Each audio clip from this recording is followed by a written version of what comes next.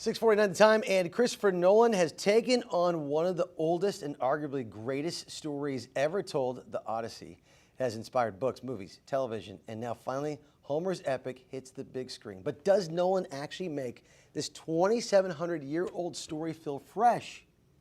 The guy who's seen it, Sean Chandler from Sean Chandler Talks About, joining us to let us know. All right, Sean, for someone who barely remembers even reading the Odyssey in school, can they still jump in and enjoy this thing? Yeah, I mean, it tells the story of the Odyssey just fine. If you have absolutely no memory, I would recommend it when watching the movie Troy from 20 years ago that stars Brad Pitt. It's a big, gigantic epic. It's a very loose adaptation of the Iliad, which is the prequel that's about the Trojan War itself. And so that'll establish the characters, the politics, the motivation, Helen of Troy, things like that, that gives you a clearer frame of mind going into the Odyssey to just know who everyone is and what happened. Well, now I'm kind of wishing that maybe he brought in Brad Pitt to be in this movie. In fact, let me ask you about that. The cast itself in this film, it's absolutely loaded. You got Matt Damon, Anne Hathaway, Tom Holland, Zendaya, Robert Pattinson, Charlize Theron. I can just keep naming them. But at some point, do you stop seeing the characters and just see the celebrities in this thing? You know, to be perfectly honest, it is that is the 1-2 of it. That on the one hand, they're all top-notch actors. They all give amazing performances. I'm not surprised if there's some Oscar nominations and some Oscar wins coming out of this movie. And at the same time, Catwoman is playing Spider-Man's mom. Spider-Man goes to the Punisher for advice. Batman is trying to marry Catwoman. Jason Bourne is married to Catwoman. Like, he's just, you go through it, and everyone is someone that has played these gigantic, iconic roles. And I did feel that watching the movie. I was making those connections and kind of laughing in my mind. That's something that when I watched the trailer for this movie, that's kind of what I leaned on. That I thought, maybe I'm not going to see the character, that I'm just going to see the actor. Because you just referenced, like, I know Tom Holland as Spider-Man, but when I see Spider-Man, when I see Tom Holland play Spider-Man, I think Spider-Man. So when I'm watching Tom Holland in this role, I don't want to think Spider-Man. Right. Yeah, and, you know, like I said, they give great performances, and this is true of all of Nolan's films. So, of my issues, it's very low on the list. The movie's still amazing. Okay. But it is a fair observation that you are watching a bunch of movie stars who play iconic characters, and there's a little bit of like, hey, wait a minute, Jason Bourne is Odysseus. Well, you know, you go to see the movie sometimes for the cast and the Hollywood star power, but Christopher Nolan made this like history-making film because the entire movie is shot with IMAX cameras, special ones that he made for this movie.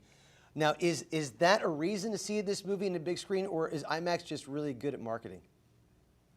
Yeah, I mean, if you go see this on like an actual big screen, a premium screen, not like the small one down the hallway around the corner that seats 50 people, but if you go to the premium screen at your theater, if you see it in IMAX or like for me, Cinemark XD, something like that, this is a movie worthy of paying the premium price. This is a top director of our time who just won Best Picture, Best Director, adapting the Odyssey, and he's like, I want this thing to feel as big as it should. Everything is practical. We're going across all of these continents. We're out at the ocean.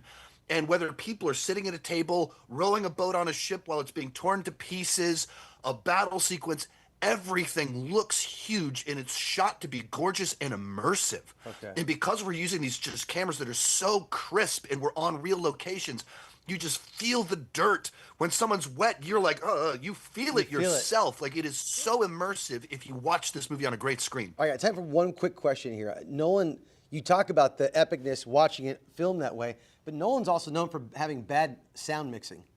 Is that the case again here?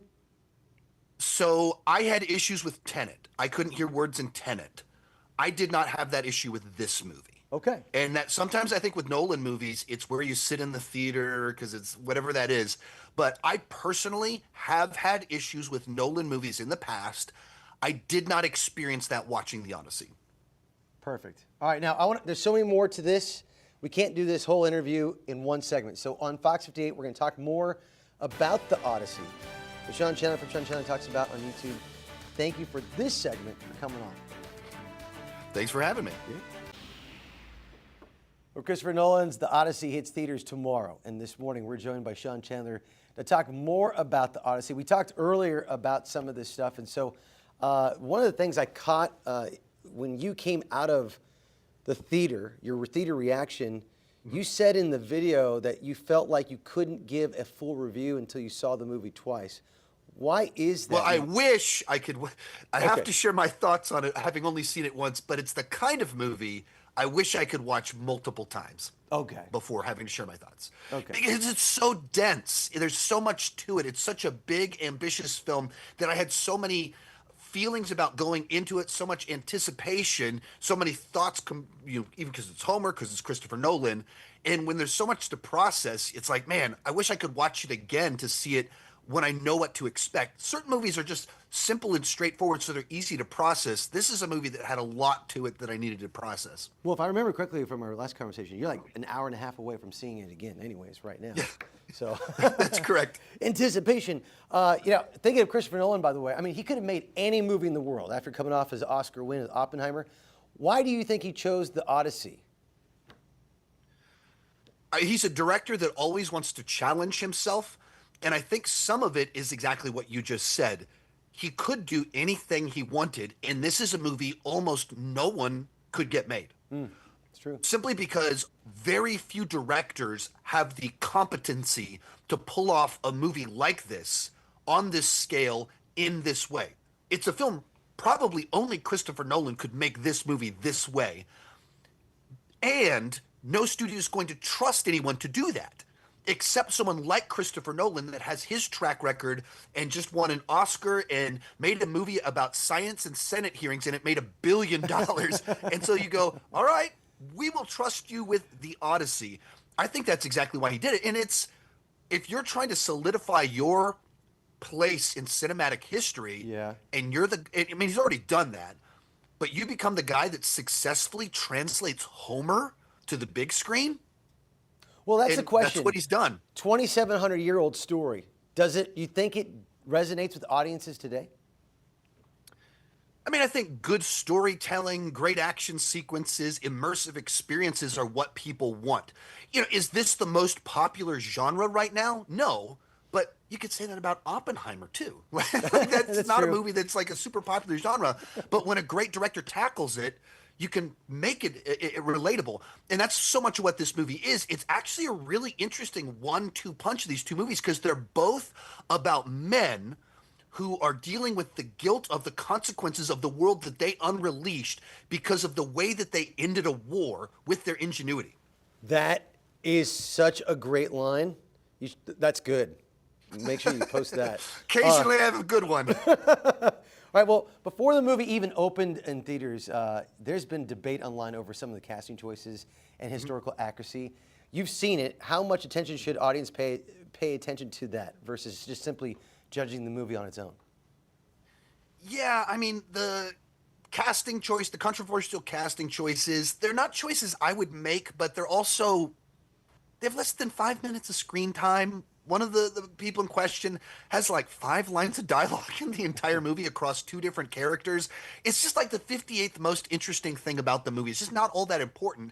And if you take the movie on its own merits, it creates its own believable real world to it that you buy into. And that's what's most important. Like, if you're super into historical accuracy like my sister is, I can respect that if you're consistently like that. But if you're not that person, you just go watch this movie, it just looks awesome. It looks believable. You buy into it. Yeah, it's not a real story, but it was written 2,700 years ago. All right, hey, rapid fire questions real quick. Biggest surprise?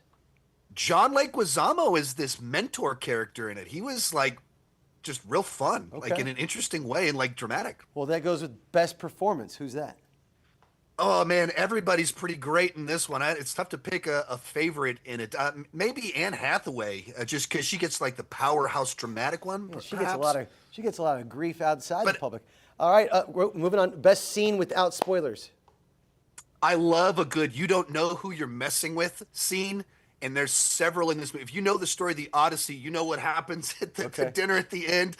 It's so good. It's so satisfying, but there's several different, oh, you don't know who you're messing with moments.